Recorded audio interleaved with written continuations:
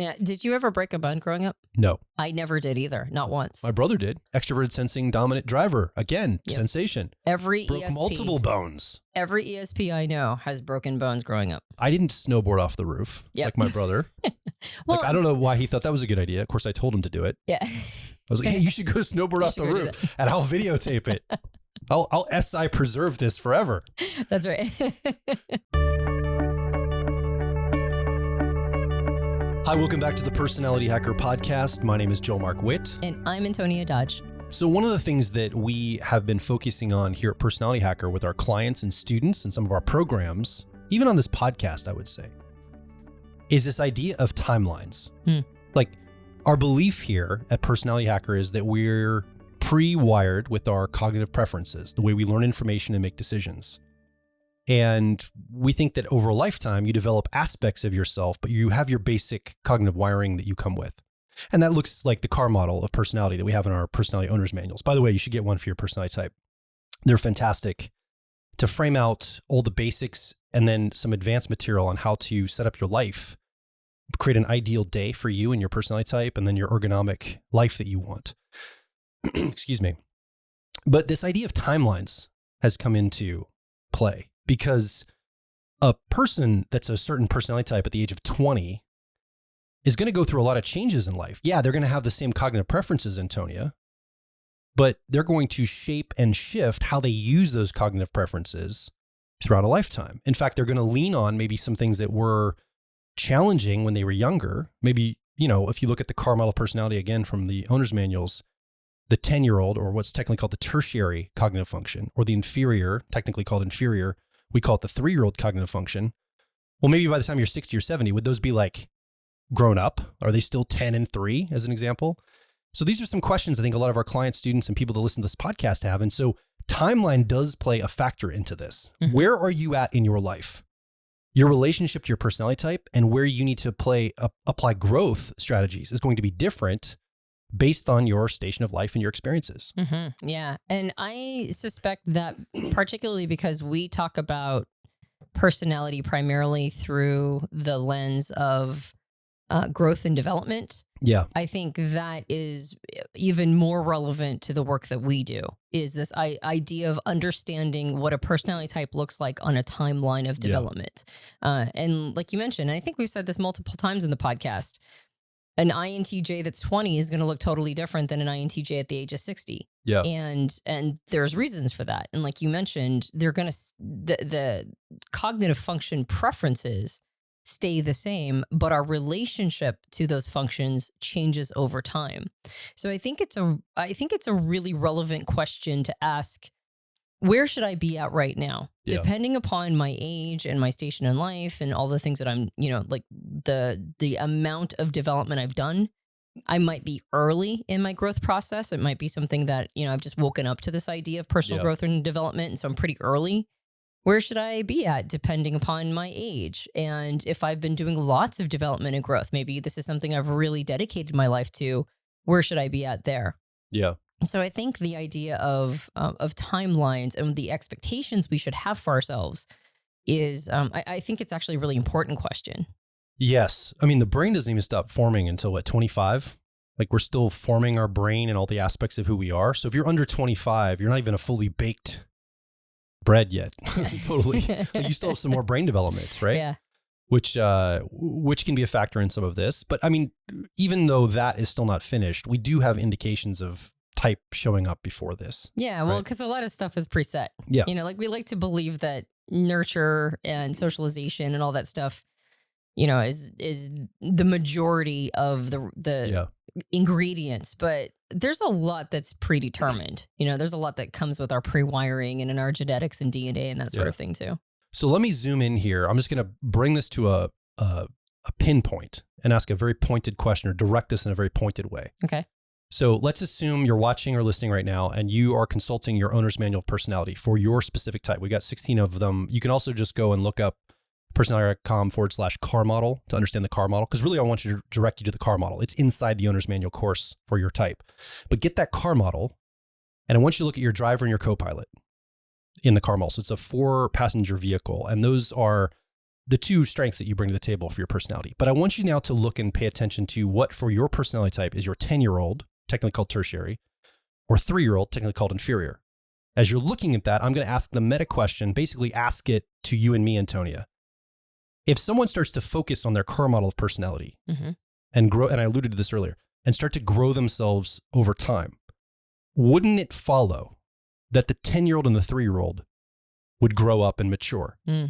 And maybe by the time you're 70 years old, or if you're really on accelerated maturity, track, and you're really applying yourself and focusing on growth strategies for your personality type and all of this, maybe even by midlife, by your mid 40s or 50s, those two functions are grown up. Now they're like in their 20s and 30s, right? Your 10-year-old becomes maybe a 30-year-old. Maybe it's, and your 3-year-old now is like a teenager, like late teens. And you got all the sophistication and seasoning and skill. Shouldn't all be sewn up? Because the two front functions are maturing over time. So wouldn't the back functions follow as well in their skill and competence and all of this? Yeah.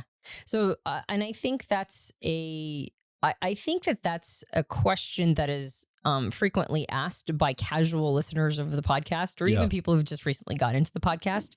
I actually think that there was recently a comment from somebody who had INTJ preferences that said, your car model, I think, is more meant for people in their 20s than maybe in their 40s and 50s. Yeah. And they talked about how they had, they were doing extroverted sensing things, and, that was something that they really felt like they had a handle on. Sure. And it was what would be called their shadow functions. That was the thing that was the place of the biggest challenge. How old were they?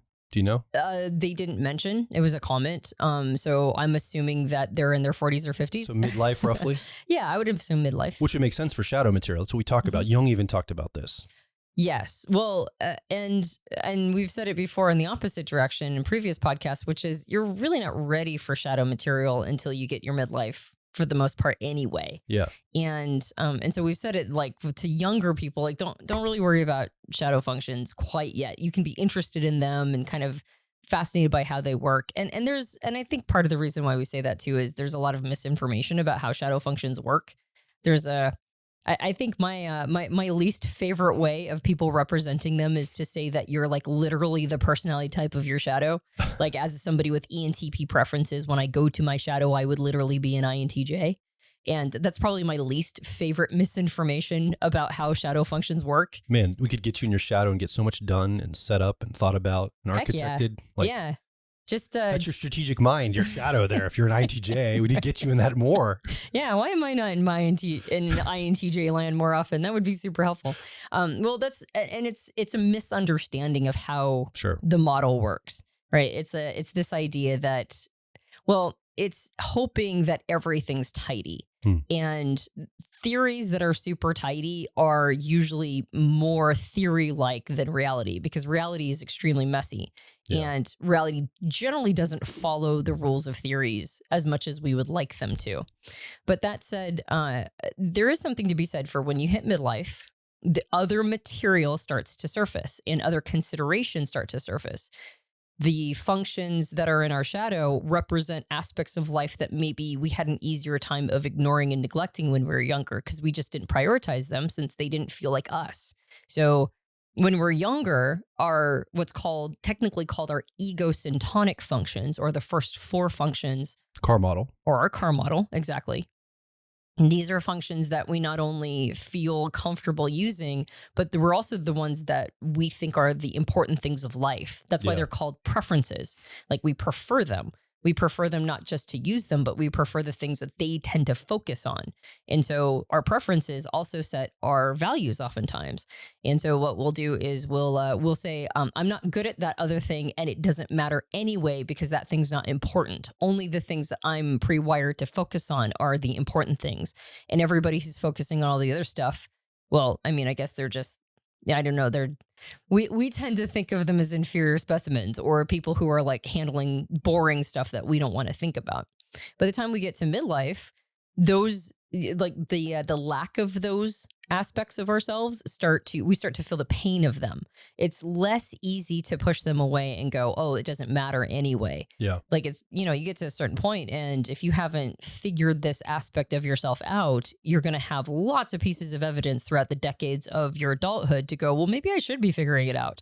You're starting to actually feel the pain of them.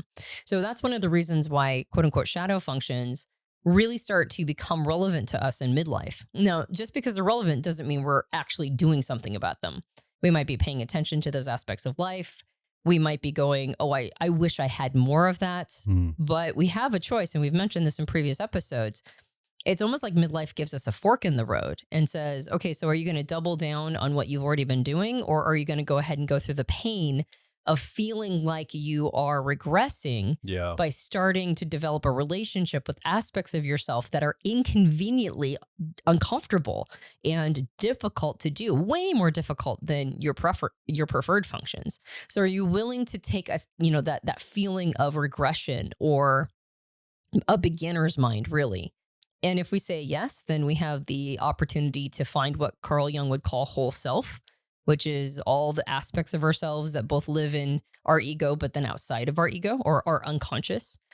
Or we can say, no, I'm going to double down. And then we become what's called one-sided. And we just become, like a cardboard cutout version of ourselves.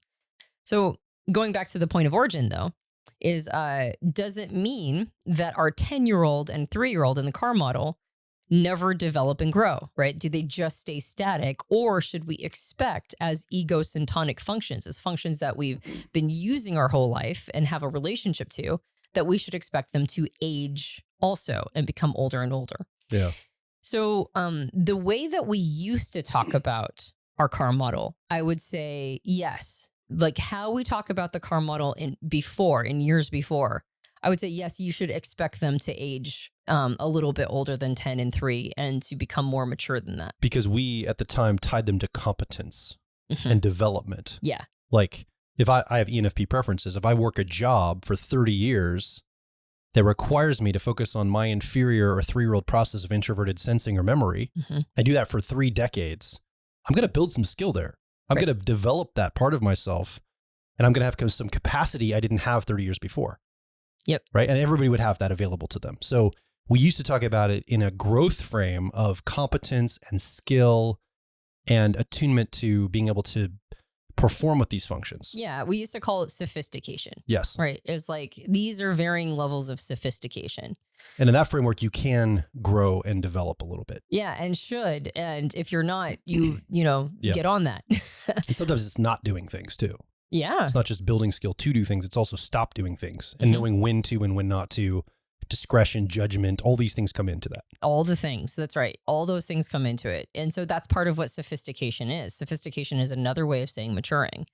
And so your 10-year-old and 3-year-old or your tertiary and inferior functions, they should be becoming more sophisticated in their use and their discretion over time. But in the way we're talking about the car model now, I don't think they age beyond 3 and 10. I actually think that that's the key to the whole operation, is understanding how they stay 10 and 3 years old for basically for our whole lives. Which explains so much confusion and frustration inside of personality types, because you're like, I'm better at this than I'm experiencing here. Yeah. So if we're not talking about competence, skill building, capacity, or sophistication, we are tying it to something very specific. Yes. And that would be certainty. We never age out of feeling uncertain in those functions. And we've done an entire podcast on this topic before. I think it was personality types and certainty or uncertainty. And the concept or the conversation or a conversation around the idea of certainty all by itself, I think deserves its own, it's its own conversation all by itself. Because the one thing I'm starting to realize is as humans, we hate uncertainty. We'll take almost anything over that. Yeah. We'll take poverty, suffering, pain, death, opposition, discord, broken relationships, broken career. As long as we know it's certain. Yeah. We'd rather take something bad that we're certain of than something good that's speculative. Yeah. And you see this by people sort of repeating the same mistakes over and over and over again because we prefer the familiar. Yeah. It's like what do they call it? The devil you know? I'm the same way, man. I can't get away from it. Yeah. Right. I can't escape this. Exactly. Well, and okay, that's because you're human, right? Yeah. All humans So frustrating. crave certainty. And it appears as if certain personality types are more pre-wired for certainty than others because where they feel certain is observable to the outside world. It's a sense of certainty in functions that are more interfacing. But all of us, Yeah. I mean, I would argue that this might be, from my perspective, it might actually be sort of the key, the nucleus of what type is type is a descending order of certainty based on your preferred cognitive functions, meaning that we are all the most certain in our first or our dominant or what we call the driver function. We are all the most certain in that function. That's what makes it our dominant function. Because when you feel a sense of certainty, you don't throttle yourself. There's no pause. There's no like, maybe I shouldn't do this. The more certain you feel, the more you're just going to jump ahead. And in any arena or element of life that you just plow ahead in, right? You just jump in first and ask questions later, you're going to gain a lot more experience. You're going to gain a lot more variety of lessons that help you mold and craft and create distinctions and get nuance. Like any area of certainty that we experience, we're going to actually gain even more certainty in it. Yeah. Because we're going to learn how to use it as a tool. And that's what makes it our dominant or driver function. And you can see this, even when people are wildly wrong in their first function, they still feel a sense of certainty. Yeah. And to me, one of the best ways to see this is to try to insult somebody in their first function. You can't do it. Now, you can reject a person's first function, meaning that you can say, it's dumb to be a person who does this thing, and I reject it, and a person can get their feelings hurt.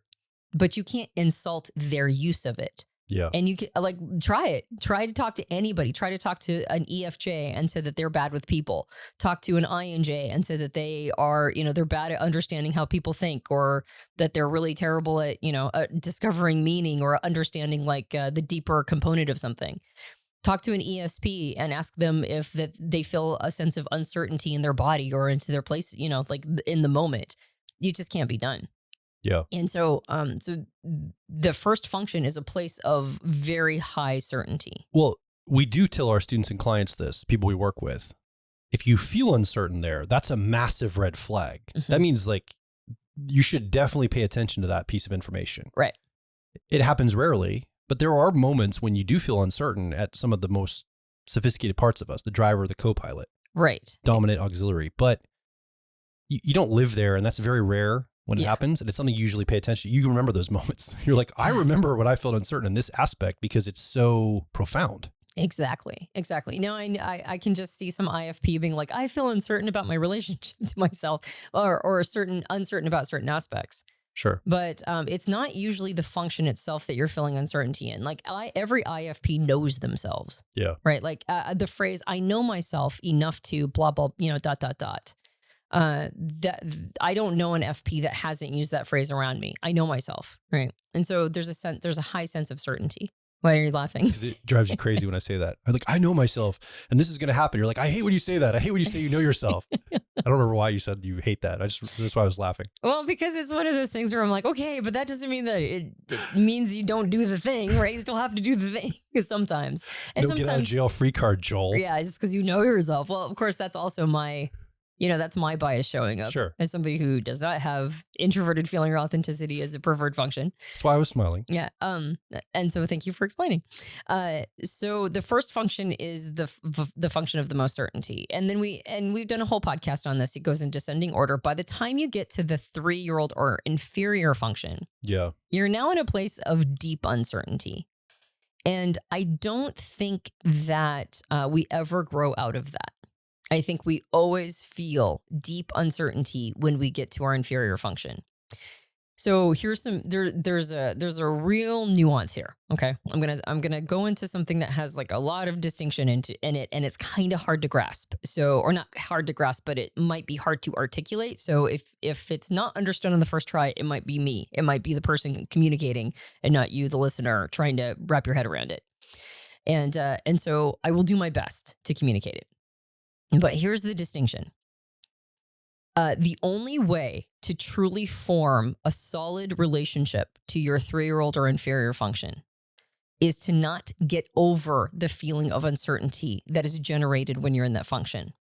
It's to make peace with the feeling of uncertainty until you get to a point that you're not registering it as a red flag. So you're expanding your comfort zone in a way. Right. Of what you can tolerate. Yes. It's really about tolerance. I can tolerate ever increasing levels of uncertainty to be able to function here in this part of my personality. That's right. Exactly. And I think the 10-year-old, it would be similar. Maybe not as severe as the 3-year-old, but probably a very similar relationship. Yes. Now, there's a big distinction between the 10-year-old and the 3-year-old, or the tertiary and inferior. And that is when you look at the model that Dr. John Beebe has put forth, which is what I'm referring to a lot and actually it was John's work in coaching with John that helped me understand that certainty and uncertainty was really what it comes down to. And this is something I've had conversations with him about. And I'm like, does this track? And he's like, yeah, no. And he gave me gold stars for the idea. So I'm like, I feel like I had it ratified by John himself, Dr. John Beebe. So because John ratified it, I'm like, okay, I'm onto something.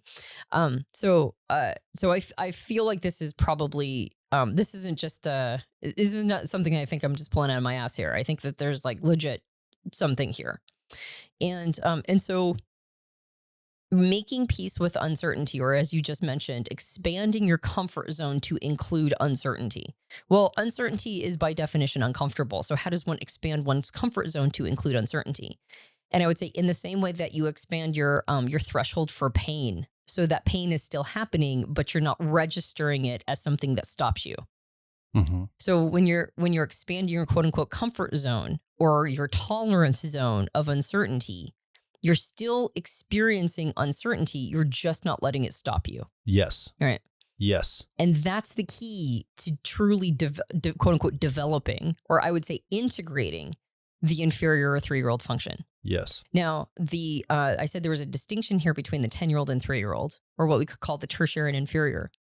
So the reason why, and the other thing, I think the person mentioned in their comment, and not that this entire podcast is necessarily like an answer to that comment, but it helps me sort of keep track of frame it and kind of understand the confusion around it. Totally makes sense. So Dr. John Beebe assigns the archetypal energy of an eternal child to the tertiary function. It's part of why we call it a 10-year-old. And that doesn't mean that we're not, again, that we can't become quite skilled in it. Yeah. But it's always going to have the energy of eternal child, or the certainty level of an eternal child energy. Yes. And that's relevant because if you start to study children and ask yourself, what does a 10-year-old do when they feel uncertain? And the answer is they go look for an adult to comfort them and make them feel more certain. Or something in the outside world. That's right. Something familiar. Right. That they know. Yeah. That they can latch on to. Usually it's an adult, but it could be something else familiar, like a place they know, something that they know that they can go and get respite from. Yeah, exactly. Like I guess there are some self-soothing coping mechanisms that they can employ, but it doesn't make them feel more certain about the topic. It just makes them not feel like not to continue to be disturbed by a feeling of uncertainty. Yeah. It's really a distraction technique. Yeah. So 10-year-olds either distract themselves away from the feeling, or they go seek somebody else, an authority figure, to tell them that it's going to be okay. Yep. And that's what we do too. Like there are tertiary function. It's always going to feel a little uncertain. And its instinct is to go seek outer world approval or feedback or whatever to calm us down and go, okay, it's going to be okay. I'm doing a good enough job here. Or the alternative is to go distract ourselves, which is oftentimes what we do. All right. So if you look at your 10-year-old or tertiary function in your car model, for whatever your personality type is, and even if it's an introverted function, oftentimes what you're doing is you're looking to the outside world to give you the feedback that you are doing a good enough job and it's okay. And if you don't get that feedback, like a 10-year-old, you will use or employ a coping mechanism to make it okay. And so that can be either distraction, so you just stop thinking about it, or you say something like, well, I don't care what they think anyway, right? We went and sought the feedback. We went and sought the comfort. We didn't receive the comfort. And now we're like, well, it's stupid anyway, right? Yeah. And so we dismiss it. And this can happen with like the introverted judging functions, introverted feeling and introverted thinking, which are like what IJs all use as their 10-year-old or tertiary. I could see particularly like introverted feeling or authenticity that ITJs use. Lots of ITJs feel just really misunderstood. like just really misunderstood. Well, they have false, I think a lot of ITJs are frustrated that people project ill intent onto them. But that misunderstanding is very specific. It's like they feel like people are reading their intent terribly wrong and assuming wildly things that they don't intend to project outwardly. Yeah, that's definitely the most common, but there's also a slew of like, are my feelings wrong? Is it okay for me to be this way? Enough, yeah. Am I allowed to be like maybe really introverted? Am I allowed to be the kind of person that is really introverted? Or am I allowed to be the kind of person who has these values? Or am I allowed, it's all back to like, or do I really know myself well enough? Or am I allowed to be the kind of person that I am? Am I allowed to kind of stick to my guns and say, I don't have to change to suit the world? Or am I supposed to be changing and meeting the world halfway? And there's a lot of uncertainty around that. So then the ITJ will go to seek outer world, like maybe it might not be a person, like you said, it might just be in the environment, but that usually looks like research or articles on the topic, or, like, am I supposed to, or just go to, to social media and make some sort of aggressive comments that make them feel like they have a sense of assertiveness or whatever it is, right? Like whatever the strategy is to make it so that it's okay for them to have a little uncertainty in this part of themselves and then interact with the outside world, and the outside world somehow reflects back that it's their position is okay. That's what they're ultimately seeking. All of us are doing this with our 10-year-old or tertiary. We are trying to get the outer world to tell us that it is okay for us to be fill in the blank in whatever way. Like for me, with using extroverted feeling or harmony, I mean, my uncertainty is always, am I serving people? Have I, am I saying the right thing so that people can receive it and understand it and it will impact them in a positive way? Is my house clean enough, right? Like, are people going to judge me? Yeah. Right? Are the neighbors looking at my grass is a little too long? Like, I'm like, it's all these extroverted feeling harmony considerations. And I have to remind myself, like, I'm never going to have the instinct of going, it's going to be okay. Yeah. I'm always going to be like, is it okay? And then of course, we've talked about it in previous episodes. The healthiest thing we can do is attach that eternal child questioning to our inner parent, or our parent energy of the co-pilot or auxiliary, to be the soothing voice to the eternal child. Meaning that when my extroverted feeling or harmony gets really uncertain, I can ask outer world feedback to calm me down, or my introverted thinking or accuracy can go, well, actually, it's probably going to be okay because of these reasons, right? Yes. If I'm not so in my like ego and fear around people's impression of me, my introverted thinking accuracy can take a step back and kind of go, it's fine. I've worked it out. I've worked the math out, and it's going to be fine. You know what's coming up for me right now? This is a very intuitive thing that's coming up for me is, and it actually is based on something you said earlier. As you were talking about, as we're talking about this all together, if you listen to our podcast from 10 years ago, we're way more certain on those podcasts.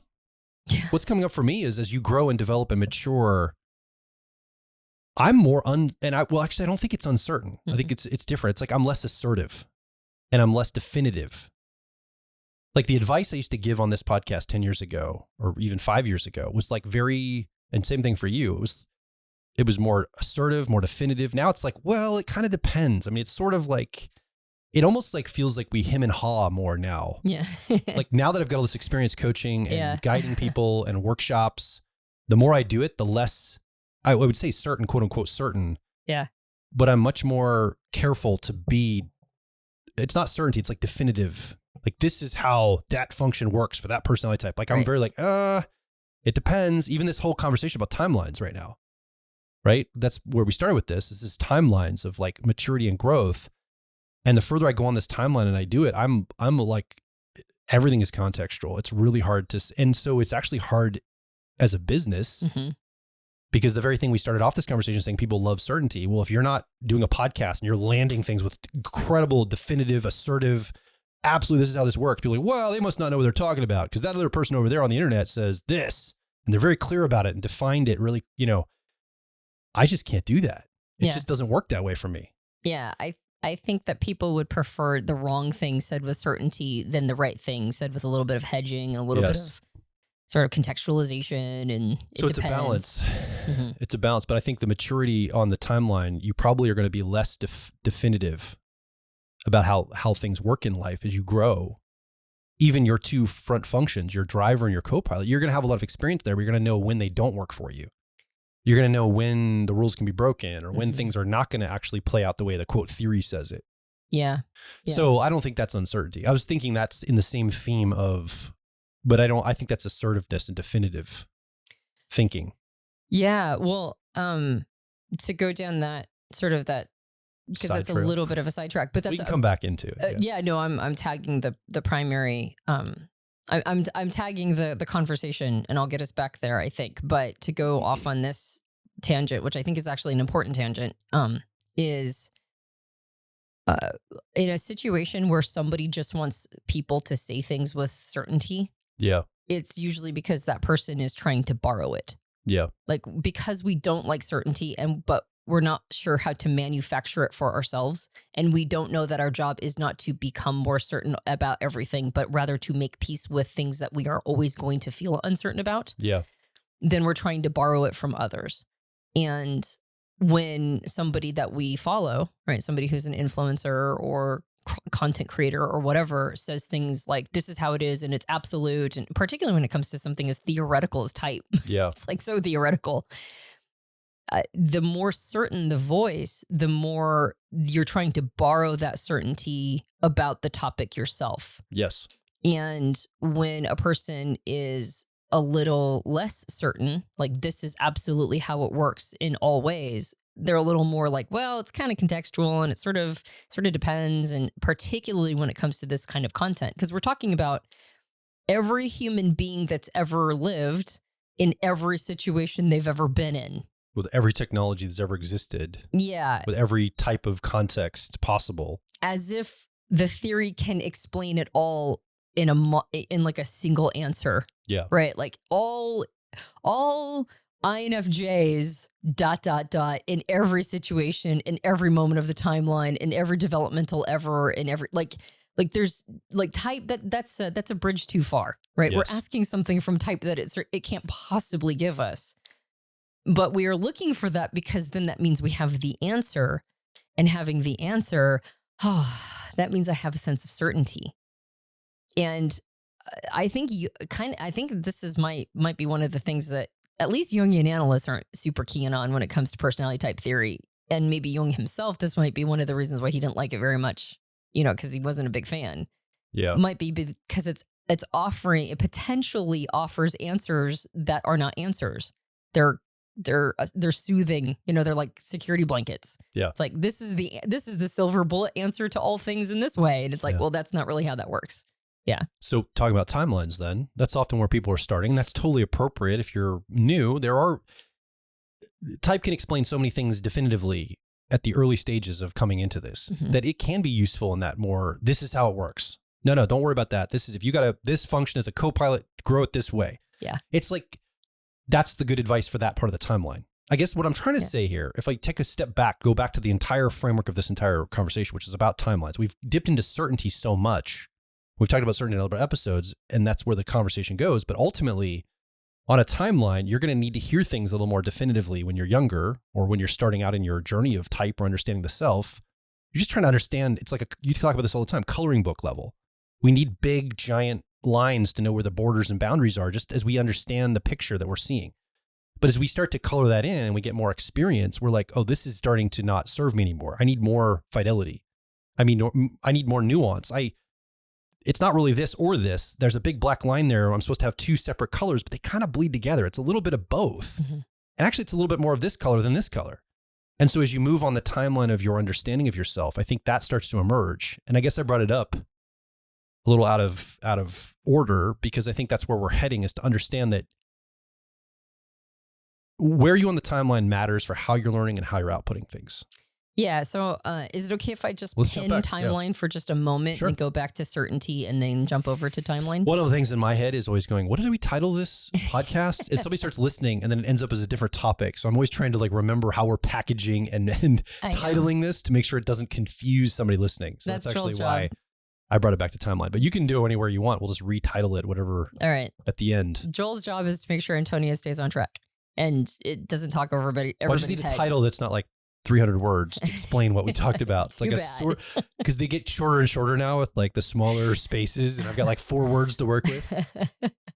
Well, Help me, Antonia. You can't title I'm something. uncertain about my titling.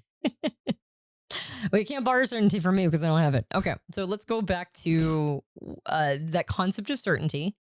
As we mentioned, the 10-year-old or tertiary function is associated with an eternal child energy. And that means the one thing we can never let go of is a knee-jerk sense of uncertainty that is followed by a knee-jerk response of seeking certainty from the outside world, right? Because that's what kids do.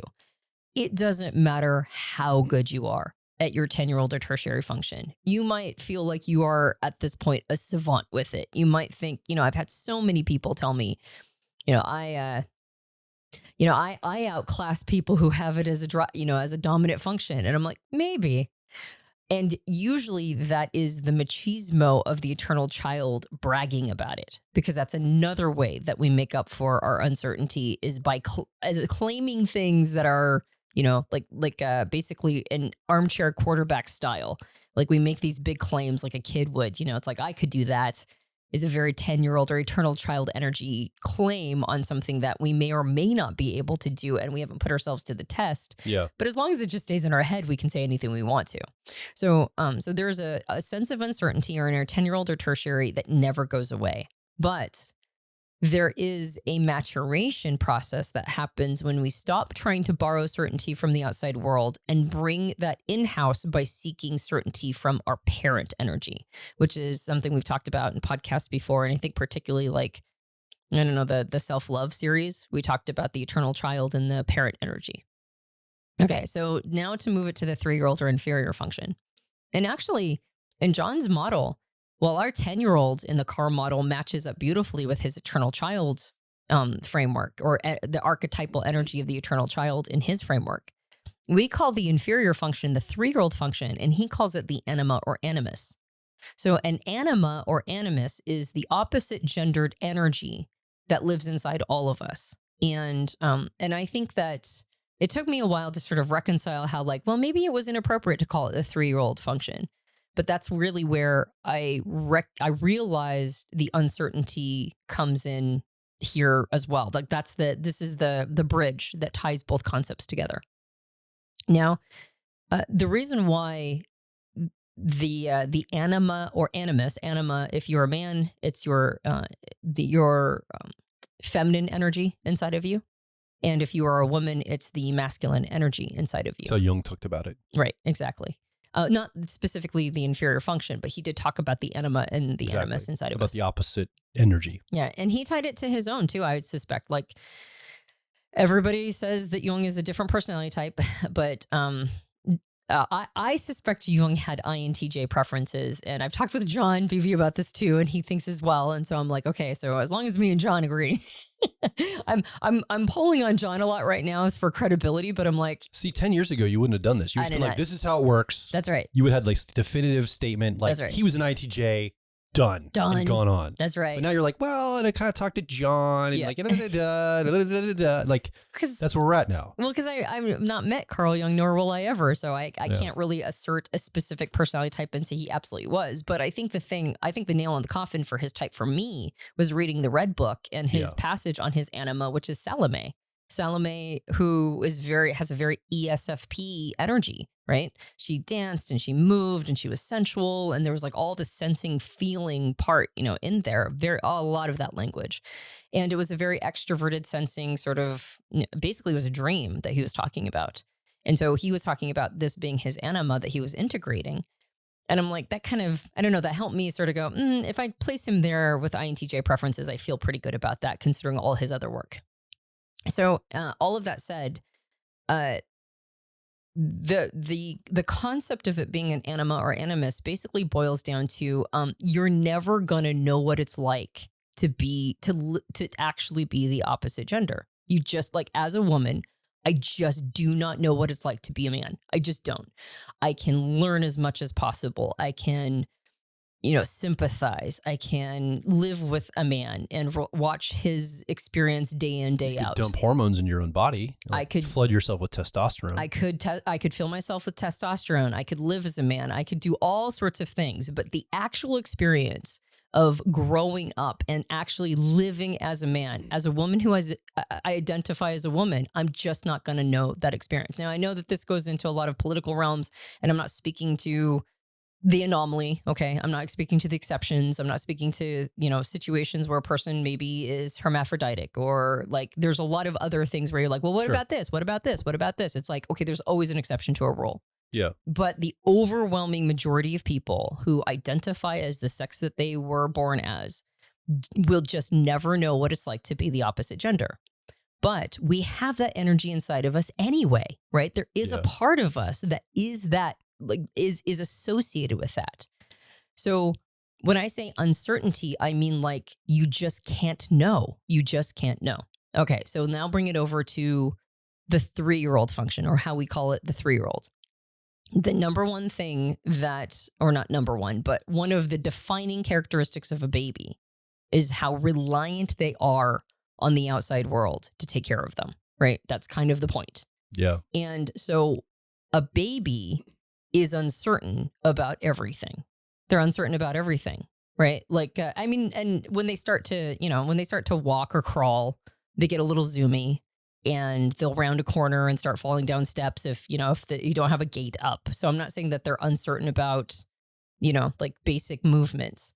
But if a balloon pops around them, they immediately start crying. They don't know what to do about that. Yeah. If something scary, like if somebody comes up and says boo, they might cry or laugh, right? There's a lot of situations where babies just start to cry, and you have to interpret what's going on with them. If they're hungry, they don't know how to go get them their own food. Yeah. If they're tired, they might fall asleep. But if something keeps them up, they don't know how to look at somebody and go like, listen, I'm trying to get some sleep. Okay, can you back off here? They don't know how to navigate in those ways. There is deep uncertainty, which requires the outside world to basically subsidize all of that by taking care of them. So the bridge in the middle is that sense of just underlying uncertainty about everything, right? I just don't know. I'm just not sure. So how does one integrate this part of you if you're always uncertain? Now, unlike the eternal child energy, which is looking to the outside world to soothe its uncertainty, what it's really trying to do, the eternal child, the 10-year-old or tertiary function, is it's trying to borrow certainty, right? It's like, hey, if you feel certain about this, I'll feel certain about this. So the challenge with the inferior or 3-year-old function is that it's part of what John calls the axis of relating to self, meaning that it can't borrow certainty from the outside world. It's not even looking to others to calm it down. It believes it's an inside job. It doesn't think that certainty can be borrowed. So you're in this extremely uncertain place inside of yourself, and you can't borrow it from the outside world. It has to be on your shoulders. So what do you do about aspects of yourself in that case? And the answer is you get used to it. That's it. That's all you can do. All you can do is get used to feeling uncertain. And not let the uncertainty stop you, not let it throttle you, not go, oh, I'm feeling uncertain, I shouldn't do it. You go, okay, if I'm feeling uncertain in any aspect that's my inferior or 3-year-old function, my phrase now is like, that's just Tuesday. Yeah. That's just Tuesday. Okay. Like I'm going to feel uncertain in my introverted sensing or memory all the time. I just am. Don't worry, I'll get to timeline in a second. I just want to lay this track first. I know you're getting really antsy. No, I'm good. Okay. I can just see you bring it back to timeline. I was just going to insert here at this point in the conversation, the reason why this is so powerful and important is we know the inferior, the 3-year-old, the anima animus energy, is the gateway to all the shadow material that you have coming for you in midlife and later. And so if you don't make peace with this or integrate it, you're going to have to do that before you can go into shadow work at midlife. Yep. So one of the things a young person could do, again, I'm always trying to find access points. What can I do with this information, Antonia and Joel? Well, you can begin to make peace with that uncertainty now in preparation for the shadow work that's coming if you're a young person. If you're in midlife or older, you can start to do that work now for uncertainty to begin to unlock the shadow material for yourself. It can be done in tandem, but that's a really big key to the shadow work that's coming. Yes. In fact, sometimes I, in my head, imagine that My inferior function of introverted sensing or memory is a toll taker. There's a toll booth and a bridge that goes into shadow content, into the unconscious. And I imagine my introverted sensing or memory as a toll taker that says the price of the toll to cross the bridge into the shadow is uncertainty. You're paying it. You're like paying a willingness to feel uncertain. That's your toll. And if you're willing to feel uncertain, then now you can enter shadow material, because the point of the shadow material is that you just don't know, right? It's all question marks. That's the point of it. The shadow is basically another way of saying your unconscious mind, and your unconscious mind has to get to that material in sideways, side doors, like reflected back in conversations and experiences. Like it's no easy thing. So you can't even get to shadow material unless you're willing to feel uncertain and have things reflected back to you that you don't like. You're like, you wish weren't true. Which that 3-year-old inferior is it's kind of like our breath.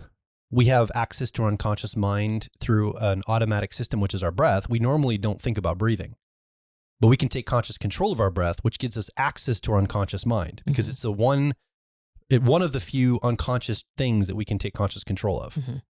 And in a similar way, not exactly, but I'm trying to draw a parallel here.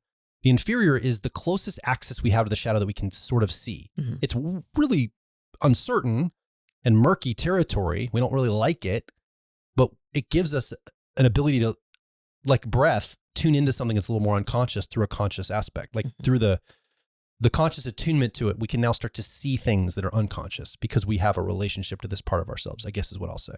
Yep. And so I think that's really important. And it's why it's so powerful to be able to integrate the 3-year-old or inferior process. That's right. Exactly. It's the key to the whole enchilada, right? Of getting to what Jung calls whole self. It's like, if we can do it with our inferior, we can do it with all the other stuff, right? And it proves it to ourselves. Now, to go back to that question of like, well, what if you're using it a lot? And what if you've gotten skilled in it? What if you're really good at it? So my observation has been, and this is from watching people, coaching people, but also particularly in the last couple of years, going through the Personality Life Path program. Yeah. I've seen this over and over and over and over again in Personality Life Path, which we call PLP. I'll just call Personality Life Path PLP from this point on, because that's what you and I call it. In PLP, I've seen it over and over and over again in like sort of rapid iteration, a pattern that I saw in my clients 10 years before that I was working with one-to-one. And that is, we find a couple of different elements of our 3-year-old or inferior function that we have gained some comfort with. And then we go, I've integrated the inferior, right? So put all the chips on 7. That's right. Like all the red chips on 7. I'm betting on this one. Yeah. So I do that. I totally do that, right? Like I do introverted sensing or memory, and I'll name all the different ways that I'm doing that. Scrapbook or whatever. Yeah. I'm scrapbooking, or like I've got a routine, or, like So like an INTJ would say, like, I'm really into activities. Like I go rock climbing and bike riding and swimming. So clearly I've integrated extroverted sensing. Right. Or sensation. Like an EFJ will be like, no, I've got all these, I'm an encyclopedia in my field, which is very common, right? Got 16 diplomas on my wall. That's right. Or look how much I know. Yeah. Or an IFP will be like, I get a lot of stuff done. Like I get things done all the time. I've accomplished these big things. I think about my, Dan Dodge, who's been on our podcast multiple times. He, with his extroverted thinking or effectiveness, 3-year-old or inferior, somehow manages to completely organize and implement through hikes of thousands of miles, right? And like he pre-sets up, hiking boots at various parts of the trail that he's going to need, those, the like new gear, because he anticipates that that's about the time that his gear is going to start, falling apart, and he figures all this out. And I mean, that's complicated. It's like 9 months worth of setting things up, and he makes it happen. So it's there are a lot of different examples of people doing pretty impressive things with their 3-year-old or inferior function, but it's usually a couple of things we do, and we do those well. It's almost always the aspects of our inferior 3-year-old that we're not doing, that we're not even touching, because it's so uncertain, because it makes us feel so uncertain, that is the key to actually integrating it. In the same way, it's like, I remember one time talking to a friend of mine going like, I started taking up running at the time. And I probably said this on the podcast before because it always stands out in my head. I was like, running is really hard. I was like, especially me, right? Because I'm built like a dwarf, short and kind of squat. And what does Gimli say? Like dwarves are natural sprinters, very dangerous over short distances, but not marathoners. Yeah. And I remember thinking, man, like these long runs, these are tough. And my friend went, yeah, well, if it was easy, everybody would be doing it. I'm like, oh yeah, that makes sense. And I think that's the thing about the inferior function. When we talk about like integrating it and, having it be difficult, it's like, yeah, well, if it was easy, everybody would be integrating their inferior. And it's because it's such a challenge, and it's almost always the work you're avoiding, right? Yeah. It's like the stuff you're not doing. And so a piece of this too is recognizing the breadth of each function, particularly one's own inferior 3-year-old. Which is hard to do because you're not going to be sophisticated at this. You're going to be uncertain. So it'd be hard to tune into all the breadth of it. Like you just don't get it. I just don't get it. My inferior 3-year-old, I just don't understand it to the level that somebody who uses it as a strength understands it. Yeah, because they're going to have found all the opportunities to use it. Yeah. Like every time it could be used in a context, they've done that, right? Because we feel so certain with it as a tool, we're bringing it to everything. So I know every single way extroverted intuition or exploration can be used. You've made every possible mistake you can make up to this point. Like you got more to make, but you've made a lot. I've made so many mistakes with it. Go ahead. You haven't made as many mistakes in your 3-year-old though. Weirdly enough, you would think we make tons of mistakes in our lesser functions, but we actually haven't. That's why we're uncertain. Mm-hmm. We haven't tested it as much. Mm-hmm. We haven't tried as many things. Yeah. We actually don't have as much experience there. I was thinking about our daughter, Piper. We were at an amusement park this past week because we were going to a family event. And we suspect she has ESFP preferences. She's 12 years old. And it was weird to see her. It's weird how clumsy she is. Yeah. With what I suspect is ESFP preferences, leading with the sensation, extroverted sensing as a driver dominant function. I'm like, why is this girl so clumsy? It's because she's so certain she's taking way more risks than other people do. Mm-hmm. And so she's making all the mistakes at the age of 12, 10, not 8. Like she bumped the other day at the music park, she just bumped her head yet again. We had to get like the EMT person to get ice and the whole thing, and we'd leave early. I'm like, how does she keep running into stuff with her forehead? Shouldn't this be a strength for her? Shouldn't she be better at this if she has sensation or extroverted sensing as her driver or dominant function? And I was reflecting on the drive home thinking, no, that actually makes a lot of sense because the very thing we're talking about here. On the timeline of her life, this is the time when she should be overusing that dominant driver function. She's testing everything, taking wild risks with it.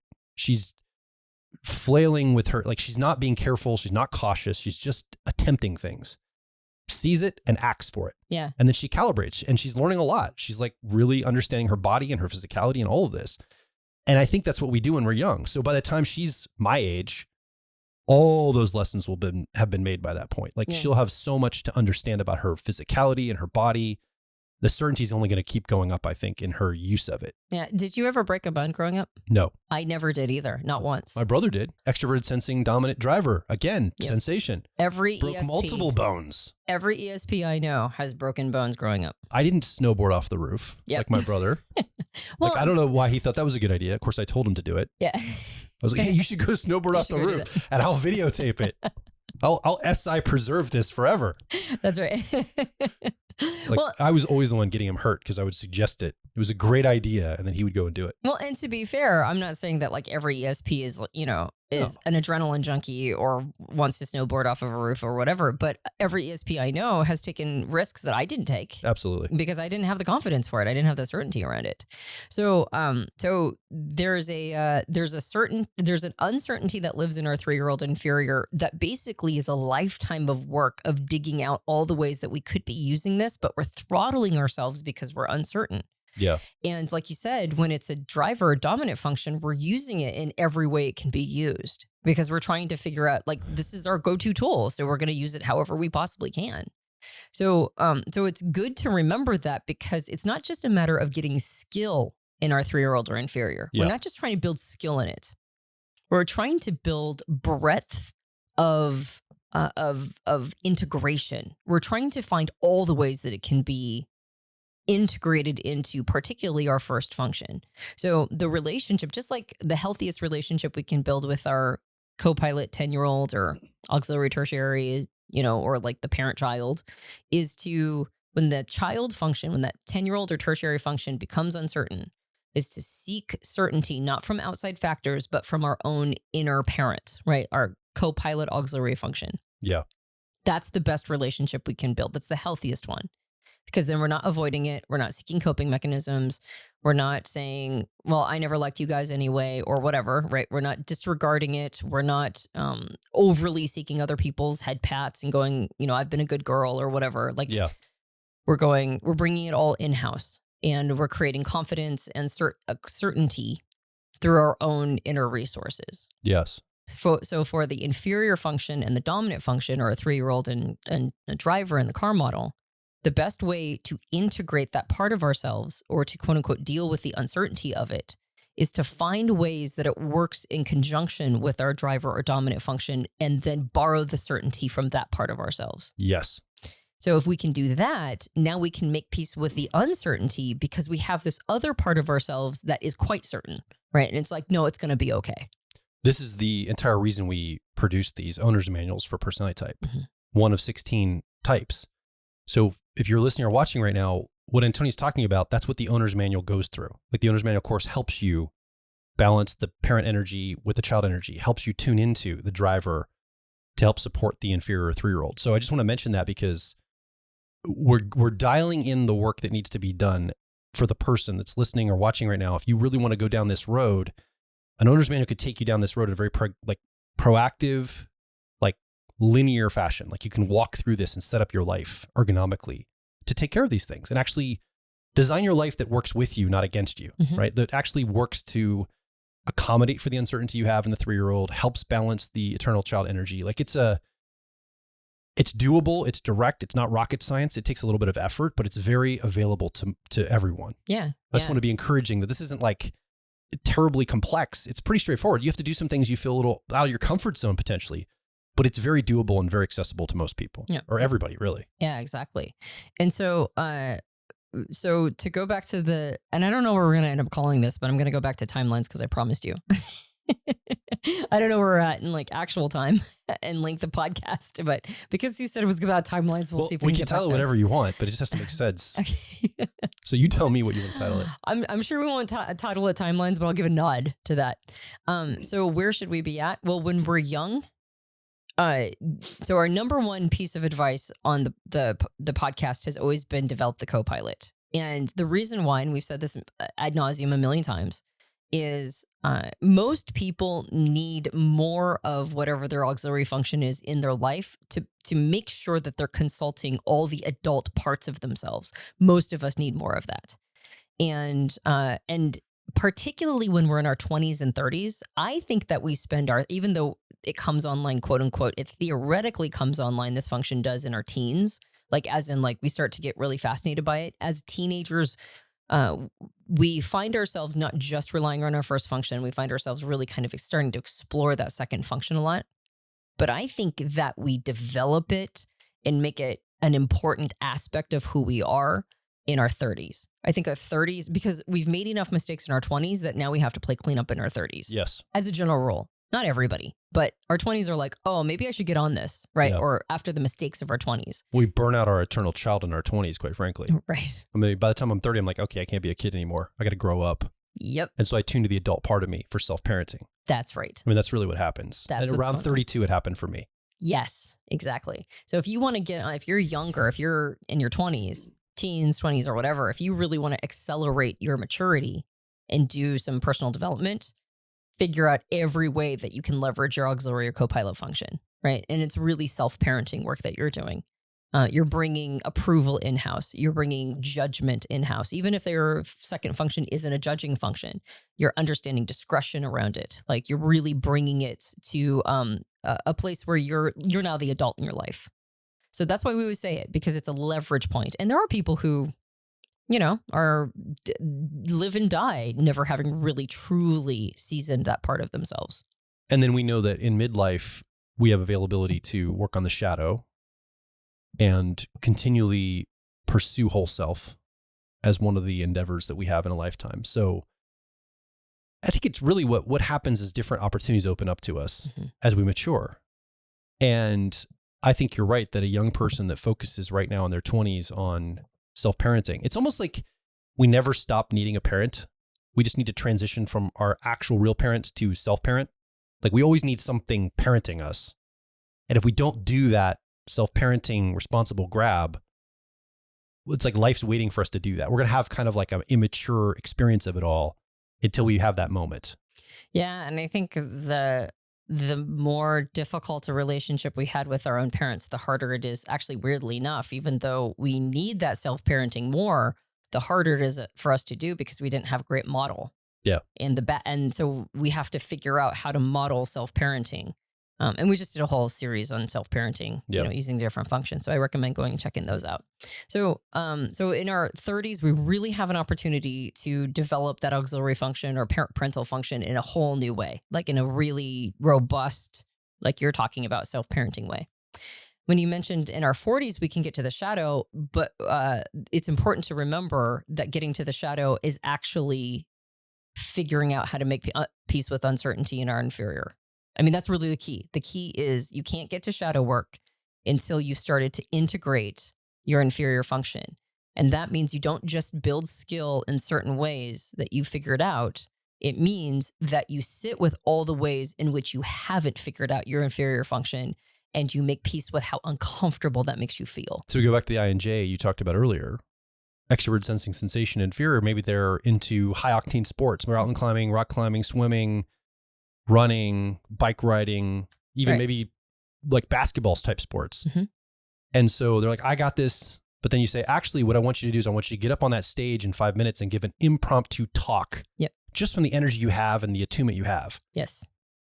If the person that could do all those high octane things says, oh, that makes me feel a little nervous, uncertain. I don't know if I'll have the right information, or I don't know if I have the energy to do that, or I might mess up on that. That would be something that maybe they would feel in that scenario that would be like they wouldn't realize about themselves until they're presented with that opportunity as just an example randomly. Like you might be, basically the point I'm trying to say is you might be doing a lot of high octane skill in this area, but if we just presented one piece of material outside of that framework you're used to, and you start to feel uncertain of it, that's where the work is. Yes. Yeah, exactly. Making peace with that uncertainty. Yeah. In the case of somebody with INJ preferences, that's like, it would be what they would feel is leaping before you look. Yes. It's being present enough and it's trusting yourself enough to make to be thrown into a situation you couldn't possibly prepare or plan for and still navigate your way through like an ESP would. Even in the midst of feeling uncertain the entire time. Because you're going to feel uncertain the entire time. Well, and even messing up. Yeah. I mean, that's the other thing is that the reason why we feel uncertain, I mean, the uncertainty itself actually increases our likelihood of messing up and making the wrong choice. Because it's the implications. Yeah. What is it? If I mess up now, it might ruin opportunities down the road. It might make people think less of me. Mm-hmm. I might think less of myself. Like, I think the uncertainty is just in the moment, but it's also the implications of the future. What does this mean for me? The meaning I apply to the uncertainty. So it only makes it more complex. And being willing to remove the meaning. Yes. And what does it mean for my future implications? And being willing to take an action that you haven't fully thought through. Yes. Even though it might not actually be the right choice. Yes. It's still doing it, even when it feels off and wrong, and ends up being wrong. Right. Yeah. Like that's the thing. The risk you run is that you really are regressive when it comes to that function. And so making peace with the uncertainty is like, oh, I actually might make a terrible choice and it might actually be bad. But just like with our first function, we do that without hesitating. We do it without blinking. We make decisions and choices or take actions all the time that are not right for our first function, but we did it growing up. We did it when we were a kid, when we were supposed to make mistakes. Now we're an adult and now we're trying to do the same thing, but it's really hard to go back to that level of beginner's mind. It's really hard to go back to that place where it's like, no, and not only am I taking an action that I feel uncomfortable about, but it actually might end up being the wrong action. And now I've got to contend with that and not beat myself up and not go, I'll never do that again. We have to go, no, and I have to do that again. Yeah. Right. I have to keep doing it until I've made peace with all of the uncertainty of this. And only then we are paying the toll taker to get into shadow work. Because the shadow is way worse than this. Yeah. The shadow is going to be way more uncomfortable than this part. Well, the shadow is also slippery, Yeah. right? We have to contend with the fact that the shadow has all sorts of material for us that isn't just, it's not just difficult and hard.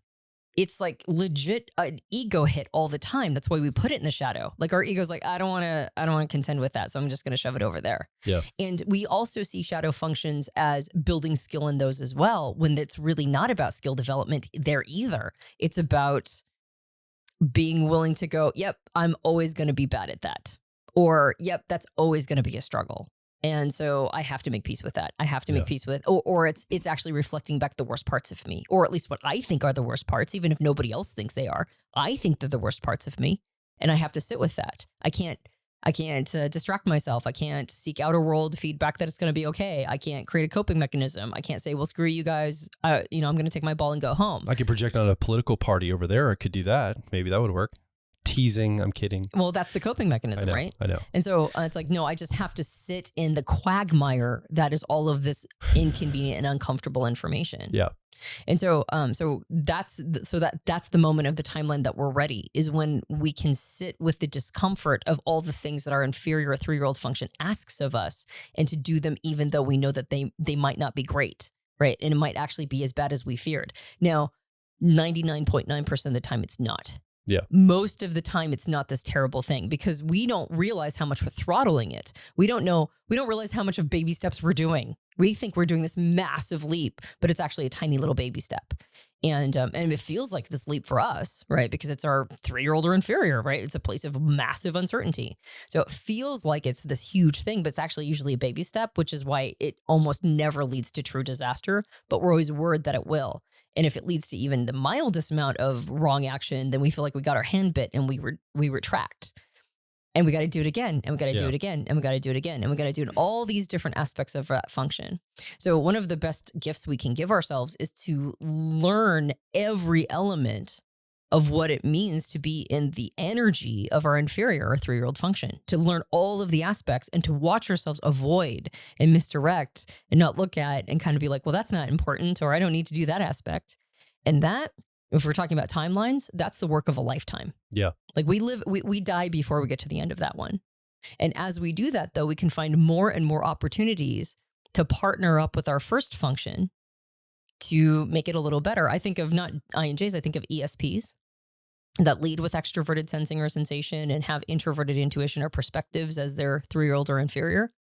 One of the biggest discomforts of that function is getting a little paranoid when your brain starts forming these patterns that you're not sure if you're seeing what you think you're seeing, right?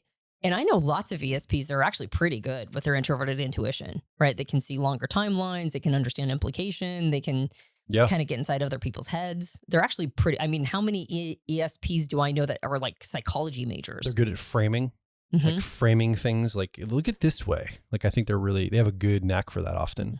Yep. But then there's that moment when they're like unsure of what they think they're seeing. Or the meaning of this in the future. Or the meaning of this. Or this can't really be a pattern. I mean, I can see all the exceptions because I'm looking right at the exception there. So I'm not going to really trust the pattern. Like it also happens for ESPs often. Or what are other people thinking of me? Yeah. Right. What's going on? Like, how are they seeing me? Yeah. And so contending with all that feeling or that uncertainty around intuition by kicking it back up and asking extroverted sensing or sensation, yeah, but what am I experiencing? Yeah. Right. And it goes back and forth. And so it's like, what am I actually experiencing?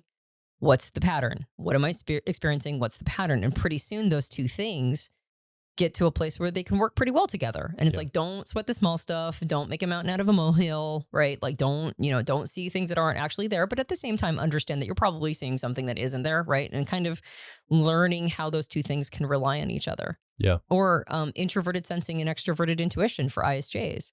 And it's like, what are all the possible things that could go wrong? And it's like, well, what are all the things you've experienced in the past? Right. And so it's like, okay, so I guess the catastrophe could happen, but what are let's work the numbers here. What's the likelihood based on all the other times you've experienced something even close to similar? And what do we know about humans and life and the universe, et cetera? That's right. Like what does the past teach us about potential, future possibilities? So it's a matter of integrating those two functions. So it's not just a matter of using that function or gaining a skill.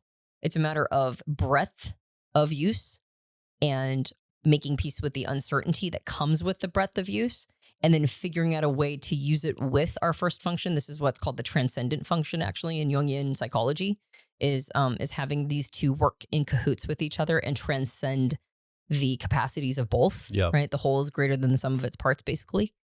And then when we get to that point, and that usually is work we do in our midlife, right? That's usually work we do in our 40s.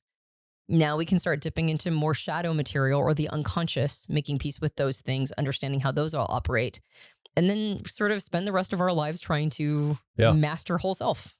So this is a little deeper episode because you're right now, Antonia, you're in the middle of preparing for your new course you're opening at the time of this recording called Personality Dynamics, which basically goes down into showing people how we do coaching and personality group work in like our personality life path mentorship. Like it's the teacher's notes. It's not available to anybody. It's only available to people that have gone through our profiler training because you have to kind of know what you're doing. This is pretty advanced material. We're talking about levels of energy with the functions. We're talking about like being able to spot them and the dynamics of them, and then spot them in real time in a coaching or facilitator framework, which is very complex because the theory breaks down quickly. People's real material comes in. So right now we're in the middle of creating that course. And so all this is in your head. Yeah. So just know that if you're like, well, I just tuned into this podcast and now I've never listened to you guys before. And what in the world? Like, where are you? Like, you're not talking about introversion versus extroversion. Where are you going with this? Well, you're doing a lot deeper concepts right now because you're preparing this class. Yeah. Sorry. No, it's not an apology. I think the people that listen frequently love both sides of it. I just want to make sure that somebody's new has an access point. We asked at the very beginning, if you look at the caramel of personality, the 10-year-old, 3-year-old, well, do they grow up? I mean, that was a real meta question I asked, a real basic question I asked at the beginning. It's yes and no. Yes and no. They grow up in capacity and scope and skill. Like you can mature there. But we've identified here on this show that you're never going to you're never going to outgrow your level of uncertainty in these. Yeah. So they're going to stay around 3 years old and 10 years old. Yeah. That's always going to be there. The only thing you can do is teach them to borrow certainty from the more preferred functions. Yeah. And to build a good relationship with the entire polarity. So if you see yourself building skill here, don't mistake that for the certainty that might be. That I think it's really what we're trying to say here is to understand that even if you have skill, there's still going to be parts of that that are still uncertain. Even the skill you have might be uncertain. Yeah. It's really important you understand this as you work so you can have proper expectations because that's why it matters, right? And to realize that even just in those first 4 functions, as far as I can see, we have a lifetime's worth of work. Yeah. Just in the first 4 functions. Like, honestly, our shadow functions come up to really actually the major purpose of the shadow functions is to give us an access point to unconscious material. And deal with triggers, things that trigger us and make us feel awful. Yep. It really helps you get an understanding of that and why you feel the way you do. Exactly. And why that person over there drives me crazy. Yeah. And often that's a representative of somebody in your life over and over again that's driven you crazy, like different people embodying the same archetype for you. It usually has to do with your shadow. Yeah, so exactly. That's why it's so powerful. Yeah. And if I could nuke one idea in the in the theoretical type sphere, if I could just nuke people thinking that you go to your literal shadow personality type when you go to your shadow, that would probably be it. Because I think that really does a disservice to using shadow functions as an access point to our, like you say, our triggers and the less conscious parts of who we are. Yeah. It's a tidy theoretical bypass to legit shadow work. So if I could like request that, every time you see somebody say that, just go, yeah, that's not how that works. and I say that as somebody how, like you mentioned before, in earlier times, I would say lots of stuff with certainty. Now I realize in retrospect, I'm like, I was pretty certain about that. And it may or may not work exactly like that. Yeah. But that's because I was in the space of theory. Now that we've been doing this for well over a decade. And I would say coaching has been the number one thing, but also in my own growth and development, watching these things actually play out on an operational level. Now I'm like, yes, if I'm going to say the theory itself, that is probably not an inappropriate way, like a very assertive way of saying the theory. But if I'm actually going to deal with reality and how it all plays out in reality, it's saying things with that much certainty usually doesn't really help that much. I'm unclear. Are you saying that you go to your opposite type is what you would say it's a way to say it? Or are you saying in a general sense? I got a little confused. Let me finish the thought. Sure. And then you won't. All of that said, I will say with certainty now, that's not how that works. Gotcha. Right. I was basically just trying to say, I recognize that I'm saying in a very certain way, in a very confident way, that is not how shadow functions work. Remembering that at the beginning of this episode, we were talking about how 10 years ago, we said things with so much confidence that now we'd hedge on. I'm going to say right now, with confidence, that's not how that works. I'm not going to hedge on it at all. And that's basically the reason why I'm saying that. All right. Fair enough. So if we just get rid of that idea, that would be awesome. Cool. If you're listening along or watching along too, I think one of the best things you can do is to get started with your owner's manual for personality if you haven't done that yet. I think the two things I'd direct you to when you get the owner's manual for your personality, we have one for all 16 types. I would recommend you go to the ideal day exercise in the toolbox first, because it's really a good starting point to say, what kind of a day do I want to wake up to? How can I design my life ergonomically that's for my type? It's my life. I want to design it for my personality. I want to just like live for somebody else's personality or somebody else's life. I need this to kind of make sense to me. So I think the ideal day exercise. And then the next thing I think that you can focus on is the co-pilot, growing the co-pilot aspect of your personality. That's really from the car model. It's the auxiliary function, and it's something that is very accessible to you.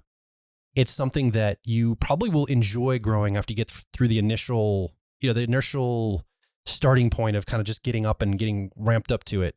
It starts to give so many rewards. You start to feel better. It's really self-parenting is what we're talking about.